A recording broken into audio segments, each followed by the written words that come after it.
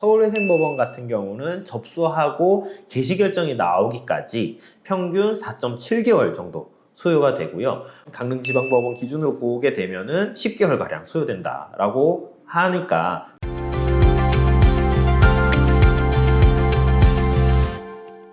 안녕하세요. 개인회생 길잡이 김은천 변호사입니다. 개인회생 진행 준비하시는 많은 분들은 다 알고 계시죠? 개인회생 진행을 할 때는 서울회생법원이 가장 채무자에게 유리하다. 널리 알려진 사실이지만 왜 유리하고 구체적으로 왜 좋은지에 대해서 한번 좀 명확하게 정리해보는 시간을 가져볼까 해요. 개인회생의 목적은 뭐예요? 이제 개시하고 인가결정 받는 거죠.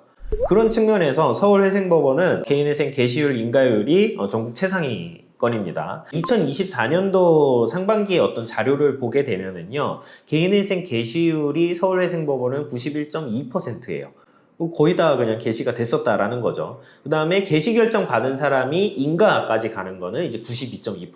그래서 개시 결정 받으면은 구분응선 넘었다라고 하는 게 괜히 나오는 말은 아닌 것이죠. 전국에서 가장 높은 비율로 통계적으로 가장 우수한 어떤 지표를 나타내고 있고요. 전국 개시 결정률을 보게 되면은 85.8% 정도예요. 그래서 전국 평균보다도 훨씬 높다라고 보시면 될 것 같습니다. 그리고 사건 처리 속도도 다른 법원보다 빨라요. 그래서 서울회생법원 같은 경우는 접수하고 개시 결정이 나오기까지 평균 4.7개월 정도 소요가 되고요. 강릉지방법원 기준으로 보게 되면은 10개월가량 소요된다라고 하니까 2배 가까이 차이가 나는 것을 아실 수 있죠. 그 다음에 서울회생법원 같은 경우는 개시 결정을 받고 인가 나오기까지 한 2.8개월 정도 소요된다라고 이제 지표가 나와 있어요. 그러면은 어때요? 접수하고 인가 결정 나올 때까지 서울회생법원은 대략적으로 6개월에서 한 7개월 정도 걸린다라고 보시면 되겠죠. 상대적으로 개인회생 절차도 빠르게 진행할 수 있는 이점이 있다 이렇게 보시면 될 것 같습니다. 두 번째로는 제도적으로 서울회생법원이 채무자 친화적인 제도를 많이 도입하고 있고 기준도 아주 명확해요. 대표적으로 보게 되면은 추가생계비 인정폭이 넓고 추가생계비에 대한 기준이 아주 명확하게 잡혀 있습니다. 그렇기 때문에 채무자가 개인회생 절차를 진행할 때 있어서 서울회생법원의 실무준칙을 보고서는 내가 어느 정도 예상을 정확하게 할 수 있고 부당한 고정공고가 나오더라도 정확히 잡혀있는 실무 준칙을 기준으로 쌓을 수가 있어요.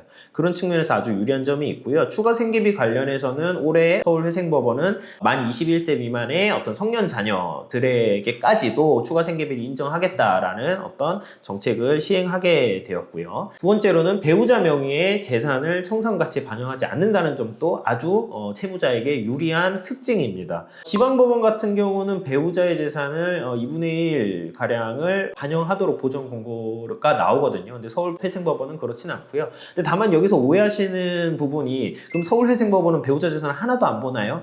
그렇지는 않고요. 서울회생법원도 어쨌든 배우자의 재산이 채무자가 배우자 명의로 돌려놓은 거일 수 있잖아요. 그렇기 때문에 그런 부분들에 대해서 배우자의 어떤 소득과 원래 가지고 있던 그 재산으로 구입한 것이다 라는 거를 입증은 요구하기도 합니다. 그래서 아예 배우자 재산을 하나도 안 본다 이것은 아니고 다만 배우자의 재산이 채무자가 돌려놓은 재산이 아니라면 그것에 대해서 문제 삼지 않는다라고 이해하시는 게 좋을 것 같아요. 그 다음에 또 서울회생법원의 큰 특징 중 하나, 이제 주식이나 코인 손실금에 대해서는 대부분 이제 청산가치에서 제외를 하는 아주 또 채무자에게 유리한 제도를 시행하고 있고요. 그 다음에 변제기간 단축 사유도 폭넓게 인정하는 편입니다. 그래서 30세 미만 청년이라든가 한부모 가정 같은 경우는 변제기간을 3년에서 2년으로 단축시켜서 진행을 할 수가 있어요.